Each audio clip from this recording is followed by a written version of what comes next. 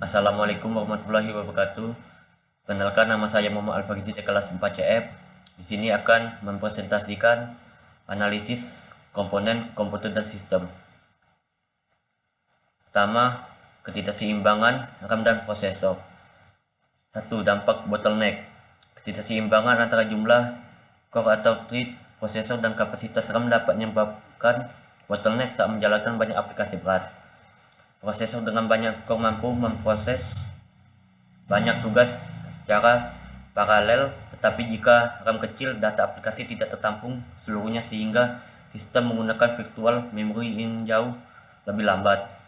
Akibatnya, prosesor menunggu data dan performa menurun. Sebaliknya, RAM besar dapat tanpa dukungan prosesor yang memadai juga tidak optimal karena data memang tersedia, tetapi tidak dapat diproses dengan cepat. Oleh karena itu, keseimbangan antara kemampuan prosesor dan kapasitas RAM sangat penting agar multitasking berjalan lancar tanpa penurunan performa. Selanjutnya, peran data sementara. Peran data sementara dalam kelancaran multitasking yaitu dengan cara RAM menyimpan data sementara yang sedang digunakan oleh aplikasi. Jika RAM penuh, sistem akan memindahkan sebagian data ke penyimpanan SSD atau HDD melalui virtual memory. Namun kecepatan akses storage-nya jauh lebih lambat dibandingkan RAM. Hal ini menyebabkan CPU harus menunggu data lebih lama sehingga performa komputer menurun. Selanjutnya, efisiensi penyimpanan sistem. Keunggulan SSD. Penggunaan SSD untuk sistem operasi OS dan HDD untuk penyimpanan data statis dianggap sebagai konfigurasi paling efisien karena menyesuaikan karakteristik masing-masing media penyimpanan dengan fungsinya.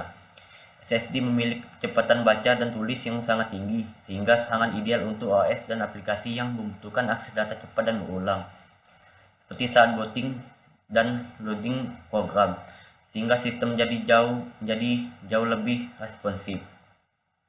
Sementara itu, HDD menawarkan kapasitas besar dengan harga yang lebih terjangkau, sehingga lebih efisien digunakan untuk menyimpan data statis seperti foto dan video yang tidak memerlukan kecepatan akses tinggi. Selanjutnya, konfigurasi penyimpanan ideal. Pengaruh penggunaan SSD dan HDD terhadap kecepatan sistem dan efisiensi biaya. Penggunaan SSD untuk sistem operasi dan aplikasi utama secara langsung meningkatkan kecepatan loading program karena SSD memiliki waktu akses dan kecepatan baca tulis yang jauh lebih tinggi dibandingkan HDD, sehingga aplikasi dapat dibuka lebih cepat dan sistem menjadi lebih responsif. Sementara itu, penggunaan HDD untuk penyimpanan data statis memungkinkan penghematan biaya perakitan. HDD menawarkan kapasitas besar dengan harga yang lebih murah per gigabyte. Dengan kombinasi ini, pengguna memperoleh performa tinggi pada proses yang membutuhkan kecepatan tanpa harus mengeluarkan biaya besar untuk SSD berkapasitas besar, sehingga tercapai keseimbangan antara performa dan efisiensi biaya. Selanjutnya, pemilihan power supply unit atau PSU. Dampak teknis dan jangka panjang penggunaan PSU tanpa sertifikasi abal-abal. Penggunaan PSU abal-abal tanpa sertifikasi pada sistem komponen performa tinggi seperti VGA canggih memiliki risiko teknis yang besar karena PSU tersebut cenderung menghasilkan tegangan yang tidak stabil dan tidak memiliki sistem pelindungan daya yang memadai. Dalam jangka panjang, suplai daya yang tidak stabil dan efisiensi rendah dapat mempercepat penurunan komponen serta meningkatkan risiko kerusakan permanen, sehingga biaya perbaikan yang timbul justru jauh lebih besar dibandingkan penggunaan PSU berkualitas sejak awal. Selanjutnya, kualitas daya dan keamanan komponen. Pentingnya sertifikasi 80+ dalam menjamin keandalan dan keamanan PSU.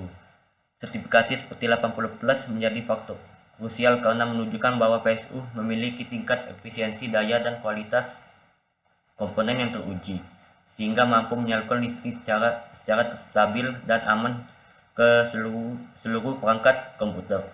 PSU bersertifikasi 80+ memiliki efisiensi minimal 80% yang berarti energi listrik lebih banyak dimanfaatkan dan lebih sedikit terbuang menjadi panas, sehingga risiko overheating dan fluktuasi tegangan dapat dikurangi. Selanjutnya, manajemen termal dan sistem pendingin. Peran manajemen suhu dalam menjaga performa sistem. Manajemen suhu menjadi sangat krusial ketika komputer digunakan untuk tugas berat seperti overclocking atau rendering video, karena aktivitas tersebut membuat prosesor dan kartu grafis bekerja pada beban tinggi dalam waktu lama sehingga menghasilkan panas yang besar. Pada overclocking, peningkatan frekuensi dan tegangan komponen menyebabkan produksi panas berlebih yang dapat mengganggu stabilitas sistem, sedangkan pada rendering video, beban kerja yang terus-menerus dapat menyebabkan suhu komponen tetap tinggi dan dalam durasi panjang. Jika panas tidak dikelola dengan baik, sistem akan mengalami thermal throttling yang menurunkan performa atau bahkan berisiko mengalami kerusakan permanen. Sehingga manajemen suhu yang optimal sangat penting untuk menjaga performa, stabilitas, dan umum komponen komputer. Selanjutnya, sirkulasi udara atau airflow. Casing pendukung stabilitas thermal. Dalam desain casing berperan penting dalam mendukung fungsi pendinginan karena menentukan aliran udara di dalam komputer. Casing yang baik memiliki jalur masuk dan keluar udara yang teratur sehingga udara tinggi dapat masuk dengan mudah dan panas dari komponen seperti prosesor dan kartu grafis dapat dibuang secara efisien. Selain itu, dukungan terhadap penempatan kipas, ruang yang cukup untuk sirkulasi udara, dan serta manajemen kabel yang rapi dapat membantu mengurangi hambatan aliran udara. Dengan airflow yang optimal, seluruh komponen dapat dijaga tetap stabil, risiko overheating berkurang, dan kinerja serta umur komponen internal dapat dipertahankan. Baiklah, sekian presentasi dari saya. Wassalamualaikum warahmatullahi wabarakatuh.